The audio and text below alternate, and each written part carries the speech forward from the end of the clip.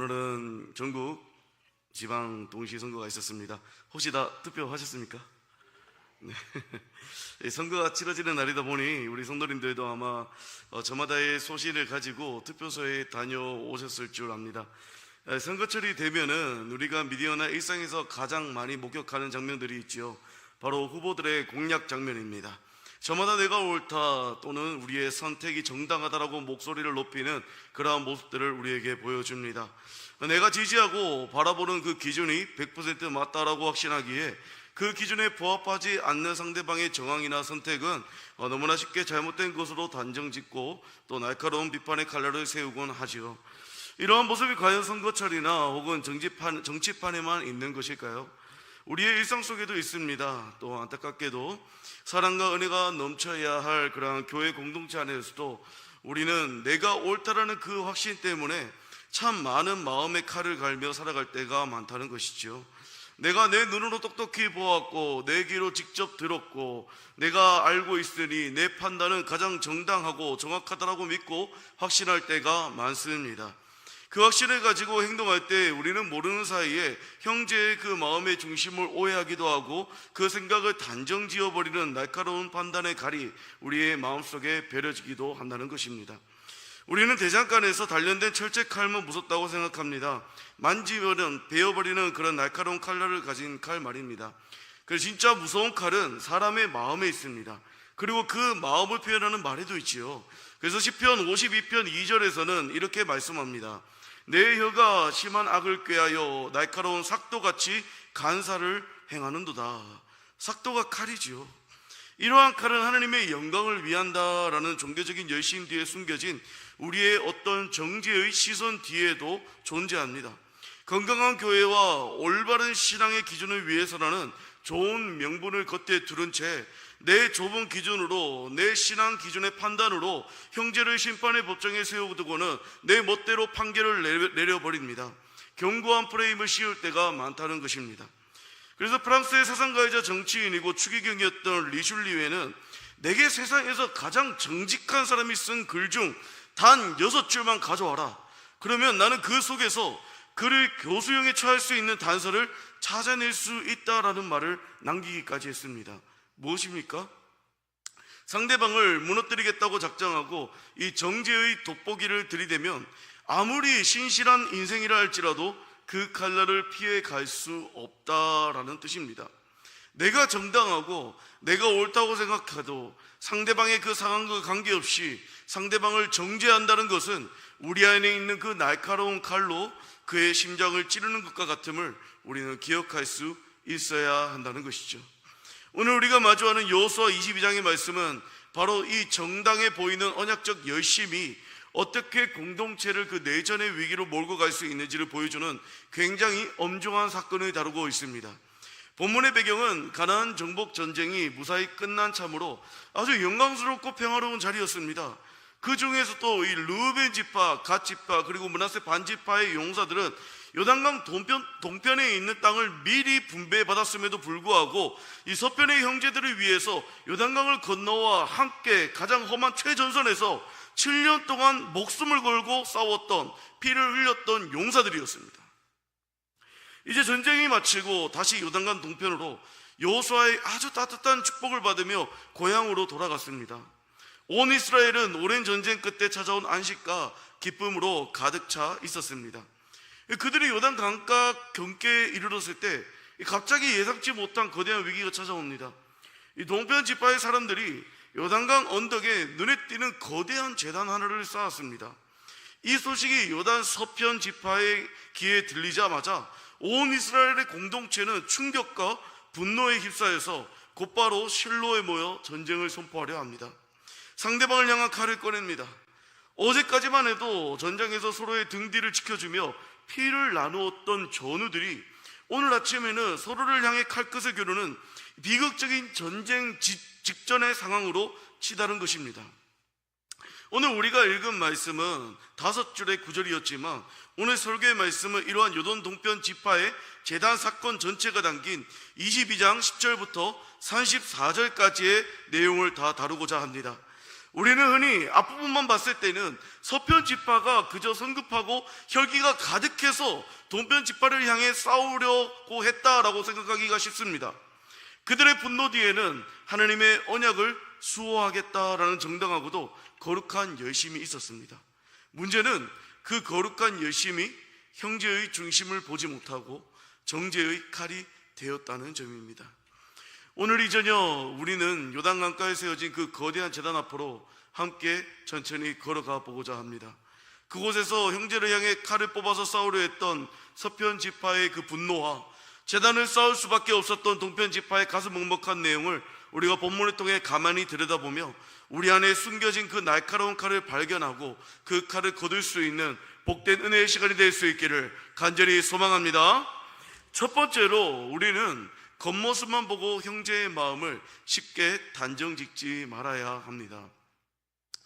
우리는 일상 속에서 타인의 지극히 단편적인 행동이나 표정을 보았을 때 우리의 마음속에서 얼마나 순식간에 수많은 생각을 하는지를 잘 알고 있습니다.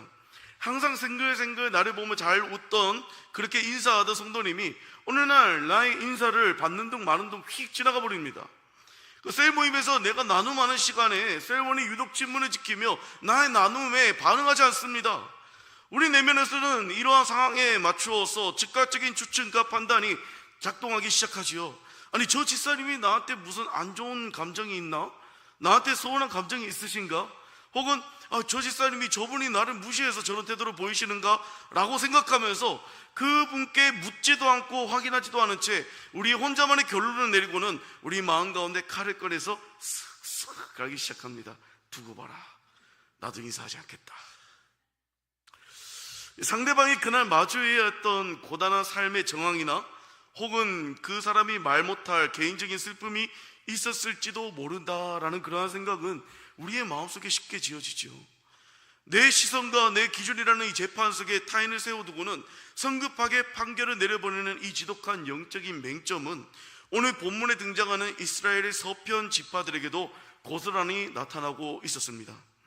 그들은 형제의 행동 뒤에 숨겨진 진짜 사연과 동기를 묻지 않았습니다. 눈앞에 드러난 거대한 돌무더기 그 하나만을 바라보고 싸우기 위한 칼을 꺼내들었습니다. 전쟁을 준비하였지요.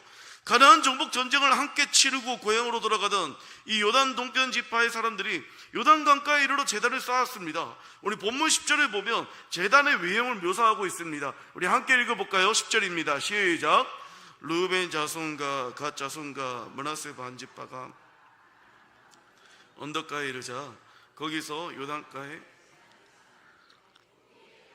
제단이었더라. 여기에 나오는 이 보기에 큰 제단이라는 표현은 원어로 직역하면 눈으로 보기에 압도적인 크기였다, 또는 멀리서 지나가며 바라보아도 한눈에 들어올 만큼 거대했다라는 뜻입니다. 그만큼 크게 제단을 만들었다는 것이죠. 동편 지파 사람들은 왜 굳이 요단 강가라는 이 국경 지대에서 멀리서 지나가는 사람들의 시선을 단번에 사로잡을 만큼 거대하고 웅장한 돌무더기 제단을 쌓았던 것일까요? 그들의 내면에는 아주 깊은 영적인 불안감과 자녀 세대를 향한 애타는 신앙적인 동기가 숨겨져 있었습니다. 그들이 돌아가는 요단 동편 땅은 가나안 본토 이 서편과는 요단강이라는 거대한 자연적인 경계로서 단절된 외딴 곳이었습니다. 세월이 흐르고 세대가 바뀌며 요단 서편에 사는 그 후손들이 동편에 사는 자녀들을 향해 너희는 요단강 건너편에 사니 우리와 아무 상관이 없는 이방인이다라며 이 언약 공동체 밖으로 밀어내며 어쩌나 하는 자신의 다음 세대 자녀들을 향한 뼈아픈 두려움이 그들 가운데 밀려왔던 것입니다. 그들은 제사를 드리기 위한 것이 아니었습니다. 서편에 있는 실로의 성막과 똑같은 모양의 제단을 여기에 세워둠으로써 동편의 후손들도 여호와 하나님을 섬기는 동일한 언약 백성임을 증명하는 증거물을 세운 것이었습니다. 이 제단의 거대한 크기는 그들의 변절의 크기가 아니었습니다. 자녀들에게 어떻게든 신앙을 유산으로 물려주고 싶어 했던 부모들의 눈물겨운 몸부림의 크기였습니다. 요단 서편 지파들의 눈에는 그 크기가 완전히 다른 의미로 익혔지요. 우리 11절에 보십시오. 이스라엘 자손이 들은즉 이르기를 르우벤 자손과 갓 자손과 므낫세 반 지파가 가나안 땅의 맨 앞쪽 요단 언덕과 이스라엘 자손에게 속한 쪽에 제단을 쌓았다 하는지라. 서편 지파들은 그 제단을 쌓은 형제들의 중심을 보지 못했습니다. 소문만을 들었습니다. 자신들의 눈으로 그 외형만을 바라보았습니다. 그들은 즉각적으로 결론을 내려버립니다. 저들이 하나님의 성막이 있는 실로를 배반했다. 반역의 탑을 쌓았다고 확정짓습니다. 서편 지파의 분노 이면에는 하나님의 거룩함을 지키려는 정당한 언약적 위기의식이 분명히 있었습니다. 그들의 기억 속에는 바알보올의 우상 숭배로 2만 4천여 명이 죽어갔던 그 사건, 아간 한 사람의 죄로 인해서 공동체 전체가 패배했던 아픈 기억이 뼛속 깊이 새겨져 있었습니다. 저 거대한 제단이 하나님의 진노를 다시 불러올 배교의 상징으로 보였습니다. 거룩한 열심이 그들의 눈을 가렸습니다. 겉모습만으로 형제를 단정짓는 그 죄성과 이것이 결합되었을 때에 공동체를 깨뜨리는 무서운 정죄의 칼이 되고 말았다라는 것입니다. 오늘 새벽기도 인도를 마치자마자 장례식을 다녀왔습니다. 야간 예배까지 잘 마무리하고 잠시 우리 담임 목사님과 대화를 나눌 수 있는 시간이 있었는데요, 이 대화의 주제는 안타깝게도 스스로 생을 마감한 성도의 장례를 목회자가 치러줘야 하는가에 대한 부분이었습니다. 저는 개인적으로 그런 경우는 장례를 치러주지 않는다라는 말씀하셨던 여러 목회자님들의 이야기를 들었었습니다. 굉장히 민감한 주제이고 스스로 생을 끊는 행위를 조장할 수 있다는 위험한 측면이 있었기에 장례를 해주시지 않는다는 것이죠. 거기에는 물론 그분들의 개인적인 신앙적 기준에서의 소신도 담겨 있었습니다.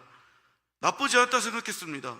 심지어 저는 부끄럽게도 스스로 생을 마감하는 성도에 대한 정죄감도 가지고 있었습니다.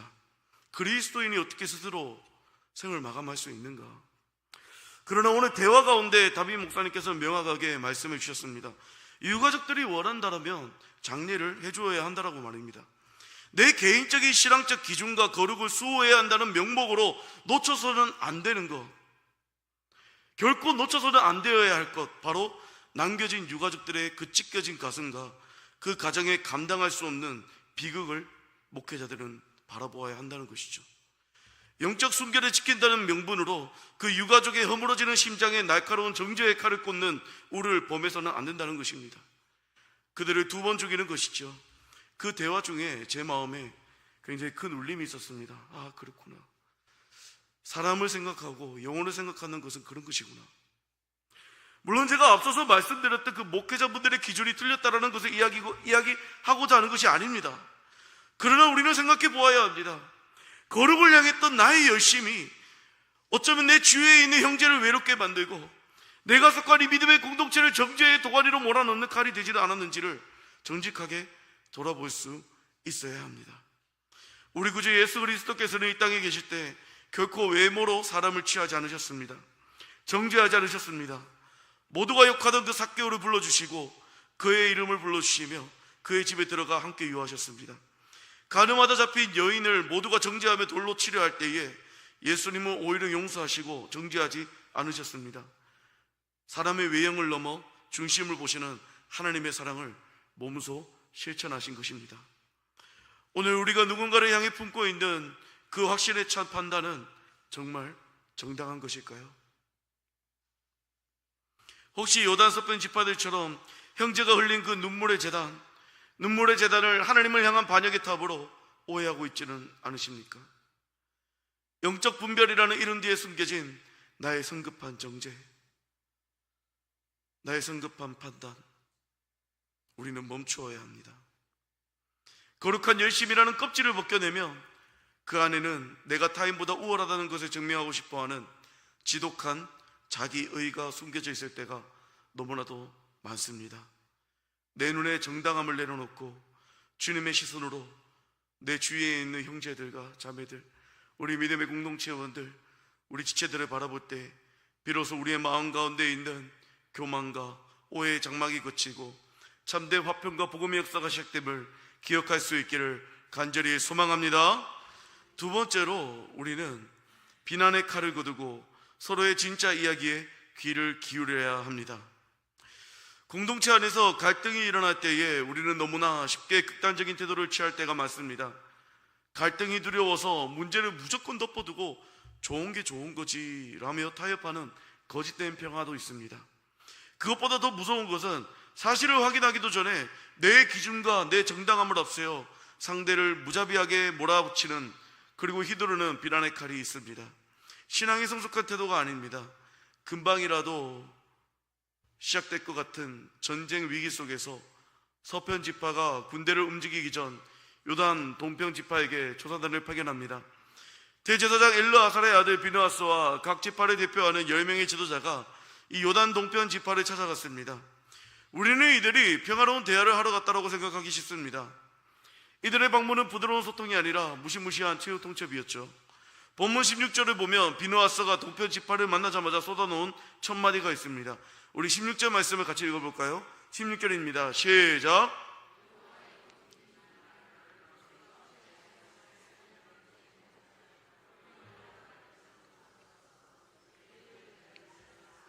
너희가 오늘 여호와께 거역하고자 하느냐. 비느하스는 동편 지파의 사람들에게 왜 제단을 쌓았느냐라고 묻지 않았습니다. 그는 이미 동편 지파의 그 행위를 범죄와 거역과 배반으로 완전히 낙인찍어 두었습니다. 범죄자를 치조하자 다그쳤습니다. 과거 바알보올에서의 수치스러운 역사를 들먹였습니다. 아간 한 사람의 범죄 때문에 이스라엘 온 회중에 진노가 임했던 그 아이성의 비극을 언급했습니다. 너희가 지금 제단을 쌓은 것은 제2의 바알보올 사건과도 같고 공동체 전체를 파멸로 몰고 가는 제2의 아간과도 같다라고 무서운 비난과 언어의 칼날을 휘두르었습니다. 서편 지파의 대표단은 하나님의 영광을 지킨다라는 명분 아래 눈앞에 있는 형제들을 향해 무자비한 비난의 융단 폭격을 퍼부었습니다. 듣기 전에 판단했고 확인하기 전에 정죄했습니다. 만약 이때 요단 동편 지파들이 똑같이 혈기와 자존심으로 맞대응했다면 어떻게 되었을까요?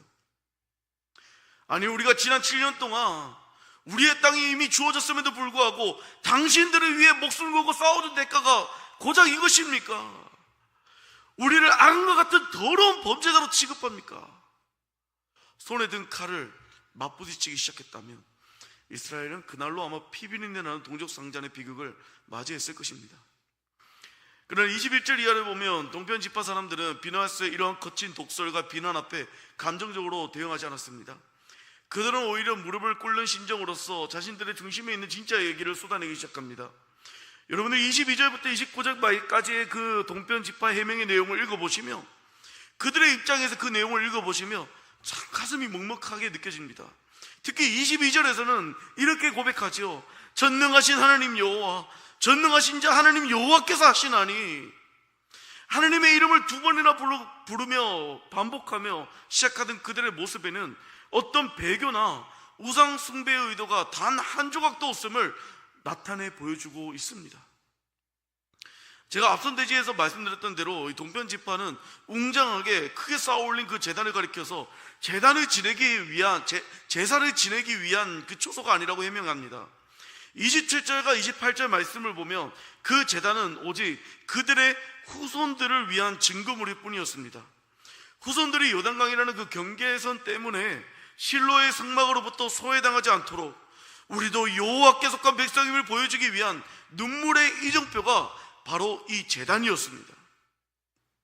서편 지파가 비난의 칼을 들고 찾아왔을 때, 그들을 원색적으로 비난했을 때 동편 지파는 해명의 목소리를 높입니다. 서편 지파는 비록 성급한 비난의 칼을 들었지만 그 해명의 소리에 귀를 기울였습니다. 비난의 칼을 거두게 되었지요. 우리는 흔히 내가 옳다고 생각하며 상대방의 말을 들으려 하지 않습니다. 내 눈으로 똑똑히 보았는데 무슨 설명이 더 필요하냐며 비난의 칼부터 빼드지요. 그 사람에 대한 이미지 프레임을 만들어서 씌워버립니다. 그리고 칼을 휘두릅니다. 이것이 옳은 것처럼 나는 생각합니다. 그 순간 잊어버린 것이 있습니다. 바로 내가 받은 하나님의 용서와 사랑입니다. 주님은 우리의 연약함과 죄악을 무조건 덮어두지는 않으십니다. 하지만 우리를 정죄하여서 심판하시는 것이 아니라 먼저 우리의 삶 가운데, 우리의 인생 가운데, 우리의 심령 가운데 찾아와서 우리의 상한 심령을 들으시고 품어주시는 선하시고 인자하신 분이십니다. 그리하여 우리가 죄를 깨닫게 하십니다. 우리가 돌이킬 수 있도록 끝까지 참으십니다. 그래서 베드로후서 3장 9절 말씀에서는 이렇게 말씀합니다. 우리 같이 한번 읽어볼까요? 시작. 주의 약속은 어떤 이들이 더디다고 생각하는 것 같이 더딘 것이 아니라 오직 주께서는 너희를 대하여 오래 참으사 이르기를 원하시느니라. 아멘. 하나님의 그 심판의 때는 언제 올지 우리가 알 수 없으나, 그러나 모든 이들이 다시금 회개하고 돌이키기를 원하기 위하여 계속해서 참고 또 참고 참으시는 그 사랑과 은혜를 우리도 받고 누리고 있는 줄 믿습니다. 공동체의 거룩함은 형제를 향한 칼날을 들이댈 때 그의 그 부족한 모습, 연약한 모습을 향하여 어떤 비난의 칼날, 정죄의 칼날을 들이댈 때에 지켜지는 것이 아닙니다. 하나님 앞에서 바르게 판단하기 위해 더 서로의 이야기에, 서로의 마음에 귀를 기울여주고 더 서로 참아주고 서로를 품어줄 때 공동체의 거룩함이 완성될 줄 믿습니다. 비나하스 대표단이 동편지파의 이 눈물 어린 사연을 끝까지 듣지 않았다면, 그 마음을 읽지 못했다면 이스라엘의 역사는 오늘 이 본문에서 비극으로 끝났을 것입니다. 우리 주변에 한번 돌아보십시오. 얼마나 많은 이들이 자신의 진심을 알아주지 않는 수많은 오해 속에서 소리 없이 울고 있습니까? 여러분 모두가 자녀를 키워보셨겠지만 가정에서 사춘기 자녀가 문을 꽉 닫고 인사도 안 하고 들어갈 때 여러분 어떤 생각이 드십니까? 이게 어디서 배워먹은 버릇이로, 이런 감정이 불쑥 올라옵니다. 불쑥 올라오지만 그렇게 우리가 다그치기 전에 그 아이의 지친 어깨와 참 학업 중에 학교에서 친구들과의 관계 속에서 그 말 못할 고민에 먼저 우리가 귀를 기울여 줄 수 있어야 합니다. 교회 안에서 어떤 지체가 날카로운 말을 내뱉습니다. 그 날카로운 말을 내뱉는 지체가 있다면 똑같이 그 지체를 향하여 우리의 정죄의 말로 날카로운 칼을 빼어들기 전에 이 지체가 어떤 마음으로 이러한 말을 하는지, 어떤 심정으로 이렇게 날카로운 말을 할 수밖에 없는지, 얼마나 마음이 힘들었으면 저런 말이 나올까라며 그 사람의 진짜 속마음에 우리가 귀를 기울여 줄 수 있어야 한다는 것입니다. 우리는 내 입장만을 관찰하기 위해서 목소리를 높이느라 우리의 주변에 있는 형제들과 우리 믿음의 공동체원들 또는 셀원들, 그들의 신음소리를 놓칠 때가 너무나도 많습니다. 비난은 쉽고 정죄는 빠릅니다. 그러나 경청은 무겁고 올바른 판단은 깊은 인내를 요구합니다. 안식과 평화는 내 주장을 관철할 때 오는 것이 아니라 서로의 아픔을 언약적인 사랑으로 경청하고 품어줄 때에 찾아옴을 기억할 수 있어야 합니다. 우리가 지녀야 할 진정한 영적인 열심은 비난의 칼을 빼드는 성급함이 아닙니다. 하나님 앞에서 서로의 진심이 무엇인지 끝까지 들어주는 인내입니다. 내 기존에서의 비난의 칼날을 거두고 형제의 마음에 다가가 묻고 들어주는 대화가 우리에게는 필요합니다. 내가 먼저 그 비난의 칼을 내려놓을 때 비로소 상대방이 찢겨진 그 심장이 보이기 시작하는 줄 믿습니다. 내 안에 정당함을 증명하려는 그 욕망을 십자가 앞에 못 박아야 합니다. 오늘 이 밤 우리 안에 내 생각과 내 기준과 내 판단으로 서둘러 뽑아들었던 비난의 칼을 다시금 거두고 서로의 그 아픔과 서로의 그 중심에 귀를 기울여 묻고 경청하는 영적 성숙함이 우리 은혜로 교회 믿음의 공동체 가운데 강물처럼 흘러넘칠 수 있기를 주님의 이름으로 간절히 바랍니다. 세 번째로 우리는 하나님의 은혜의 제단 아래 하나된 백성임을 기억할 수 있어야 합니다. 다른 사람과의 관계 속에서 생긴 갈등이 해결되며 보통 그 갈등이 해결된 것들에 만족하고 끝낼 때가 많지요. 교회 공동체 안에서도 마찬가지입니다. 서로 안에 오해나 어떤 갈등이 해결될 때 우리는 오해가 풀린 것 자체에만 만족하고 서둘러 이 문제로부터 고개를 돌리고 돌아설 때가 많습니다. 미안합니다, 제 생각이 짧았습니다 라는 그 몇 마디 인간적인 사과로서 문제를 대충 매듭지으려고 합니다. 본문이 보여주는 언약 공동체의 진정한 회복은 이러한 인간의 감정 정리를 넘어선 훨씬 더 깊은 신학적 관계의 자리로 우리를 이끌고 갑니다. 오해가 풀린 이스라엘 공동체가 도달한 최종 목적지는 서로 간의 어떤 단순한 회복이나 화해가 아닙니다. 하나님을 향한 거룩한 예배의 전격적인 회복이 있었습니다. 우리 본문 33절 말씀을 같이 읽어볼까요? 33절 말씀입니다. 시작.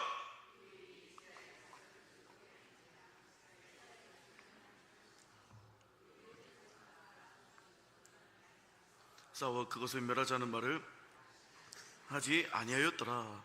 아멘. 서편 지파의 지도자들은 이 동편 지파의 중심을 확인했습니다. 그들의 재단이 죄악된 것이 아님을 깨달았습니다. 그 순간 그들의 입술에서 터져나왔던 것은 인간적인 다행이다 라고 쉬는 그런 안도의 한숨이 아니라 하나님을 향한 뜨거운 찬송이었습니다. 전쟁의 소문과 살벌한 분위기로 가득했던 그 이스라엘 온 땅이 이제는 한순간에 하나님을 향한 웅장한 찬양의 자리, 예배의 처소로 바뀐 것입니다. 34절 말씀입니다. 르우벤 자손과 갓 자손이 그 제단을 에스리라 불렀으니 우리 사이에 이 제단은 여호와께서 하나님이 되시는 증거라 함이었더라. 아멘. 동편 지파 사람들은 자신들이 쌓은 이 거대한 제단에 영광스러운 이름을 붙입니다. 그 이름은 히브리어로 에시입니다. 이 단어의 뜻은 아주 단순하면서도 명확합니다. 증거라는 뜻입니다. 자신들도 여호와 하나님만 섬기는 백성이라는 사실을 평생도록 증명하는 언약의 증거물이었습니다. 가나안 서편과 동편, 서로가 소유한 지경과 삶의 형편이 서로 완전히 다를지라도 우리는 오직 하나님이 정하신 유일한 그 약속 아래, 그 신앙 아래 하나로 묶인 백성이라는 장엄한 신앙 고백의 이정표가 바로 에시라는 제단이었습니다. 우리는 하나님 안에서 하나다라는 증거였습니다. 한번 따라해 보시겠습니까? 우리는 하나님 안에서 하나다. 우리 한 번 더 옆에 있는 성도님들 바라보면서 이렇게 인사합시다. 우리는 하나님 안에서 하나입니다. 우리 이번에 이렇게 선포해 보겠습니다. 우리는 예수 그리스도 안에서 하나입니다. 할렐루야. 우리의 이 믿음의 고백이 오늘 우리의 삶과 우리의 믿음을 지탱하는 탄탄한 기준이요 신앙의 뼈대가 될 수 있기를 간절히 바랍니다. 구약의 이스라엘 백성들이 요단 강가에 세워진 이 증거의 제단을 바라보며 자신들이 하나된 언약 백성임을 확인했다면 오늘날 신약시대를 살아가는 우리 성도인 우리는 마땅히 그 골고다 언덕을 바라보아야 합니다. 우리가 날마다 붙들어야 할 유일한 약속의 증거는 인간이 임의대로 만든 세상의 기준이나 어떤 종교적인 의로움이 아닙니다. 하나님께서 우리를 위하여 이 땅 한복판에 친히 세우신 유일한 구원의 제단, 바로 예수 그리스도의 십자가인 줄 믿습니다. 이스라엘 백성들은 요단강이라는 장벽간에 동과 서로 나뉘어서 오해와 정죄로 서로를 향해 칼을 겨누는 비극을 맞이할 뻔했습니다. 우리 타락한 인간은 끊임없이 눈에 보이는 세상의 장벽을 만들어냅니다. 학벌의 장벽을 높이 쌓습니다. 재산의 장벽을 두껍게 만듭니다. 서로의 배경과 조건이라는 장벽을 견고하게 세워서 편을 가릅니다. 서로를 향해 날카로운 판단의 칼날을 끊임없이 겨누며 살아가고 있죠. 예수 그리스도께서는 골고다 언덕 위의 십자가에서 자신의 거룩한 몸을 찢으심으로 인간이 만든 이 모든 막힌 담을 단번에 허무셨습니다. 에베소서 2장 14절 말씀입니다. 그는 우리의 화평이신지라 둘로 하늘을 만드사 원수된 곳 곧 중간에 막힌 담을 자기 육체로 허시고. 우리가 예수 그리스도의 십자가라는 그 유일한 약속의 제단 아래에 모일 때에 비로소 우리는 내 안에 있는 모든 정죄의 칼을 완전히 거두고 참된 언약적 화평을 누릴 수 있게 됨을 믿습니다. 복음은 세상의 모든 조건과 인간적인 차이를 지워버립니다. 오직 그리스도 안에서 우리를 하나된 백성으로 묶어주는 유일한 하나님의 능력입니다. 우리가 교회 공동체 안에서 지체들을 향하여서 판단의 칼을 멈추지 못하는 명백한 이유가 있죠. 하나님이 정하신 이 유일한 약속의 중심인 십자가를 바라보지 못하고 자꾸만 내가 세운 신앙의 자존심, 내가 세운 신앙의 주관적인 기준이라는 이 가짜 재단을 바라보기 때문입니다. 내가 이만큼 교회를 위하여 헌신했는데, 내가 이만큼 기도의 자리를 오랜 세월 지켰는데 라는 어떤 지독한 자기의 의의 재단을 마음속에 쌓아둘 때가 있습니다. 나는 아니라고 보이긴 하지만 내 마음 중심 가운데서는 그런 것들이 자리 잡고 있을 때가 있다는 것이죠. 그 인위적인 재단에 미치지 못하는 연약한 지체들을 향해 정죄의 칼을 서슴지 말고 우리는 알게 모르게 휘두르게 된다는 것입니다. 우리가 하나님 앞에 의롭다 함을 얻은 것은 나의 대단한 행위나 어떤 선한 의로운 행위 때문이 결코 아닙니다. 오직 예수 그리스도께서 십자가에서 완성하신 유일한 대속의 은혜 때문입니다. 이 진리를 진정으로 믿는 성도라면 우리는 결코 형제를 향해 손가락질하며 비난의 칼을 갈 수 없습니다. 나 같은 비참한 죄인도, 죽어마땅한 죄인도 그 구원의 은혜 아래서 아무 공로 없이 용서함을 받고 하나님의 거룩한 자녀가 되었습니다. 내 눈에 도무지 이해되지 않는 저 부족해 보이는 지체 역시 그리스도의 보혈로 깨끗이 씻김을 받은 소중한 하나님의 백성임을 우리는 마땅히 인정할 수 있어야 합니다. 우리의 참된 하나됨은 성격이 잘 맞아서가 아닙니다. 돈이 많아서가 아닙니다. 어떤 사상이 맞아서가 아닙니다. 삶의 환경이나 인간적인 조건에 일치해서가 아닙니다. 오직 예수 그리스도의 십자가라는 그 유일한 복음과 은혜의 기준 아래 강력하게 결속되어 있기 때문임을 믿습니다. 세상은 끊임없이 편을 가르고 장벽을 세워 서로를 심판하고 멸하자고 외칩니다. 교회는 그러한 세상의 방식을 무분별하게 따르는 곳이 아닙니다. 교회는 요단 강가에 세워진 액과 같이, 증거의 제단과 같이 이 이기적인 세상 한복판에 오직 예수 그리스도만이 우리의 유일한 주님이시며 우리는 그분의 약속과 은혜 아래에 하나된 백성임을 삶으로 증명해내는 거룩한 공동체입니다. 내 소유나 형편 혹은 주관적인 입장이 어떠할지라도 오직 하나님의 은혜의 자랑 예수 그리스도의 그 십자가의 은혜로 지체들을 바라볼 수 있기를 간절히 소망합니다. 우리 안에 있는 모든 불신과 오해의 칼날이 깨끗이 거두어지고 이를 통하여 하나됨의 기쁨이 회복될 수 있기를 다시 한번 간절히 소망합니다. 사랑하는 성도 여러분, 오늘 말씀을 들으면서 우리 안에 지금 어떤 칼이 있는 것 같습니까? 여전히 내가 붙잡고 있는, 내가 내려놓고 있지 못하는 그런 어떤 칼이 있는 것 같습니까? 내 기준에 맞지 않다고 하여 쉽게 남을 판단하고 형제를 판단하고 정죄하는 정죄의 칼입니까? 혹은 서로의 마음에 있는 이야기를 들어주지 않고 그저 내 판단과 기준에 의거하여 베어버리는 비난의 칼입니까? 우리는 모두 하나님의 주권적인 은혜와 예수 그리스도의 대속의 은혜를 받은 자들입니다. 그 은혜 가운데서 한 몸 된 믿음의 형제, 한 몸 된 믿음의 자매들입니다. 우리의 기준은 십자가 사랑입니다. 이것을 기억하면 우리 안에 칼은 자연스럽게 거두어질 줄 믿습니다. 우리 안에 칼이 거두어져서 나를 통해서 우리 가정이, 우리 교회가, 내가 속한 모든 믿음의 공동체가 주 안에서 아름답게 회복되는 역사가 일어나게 되기를 주님의 이름으로 간절히 축원합니다.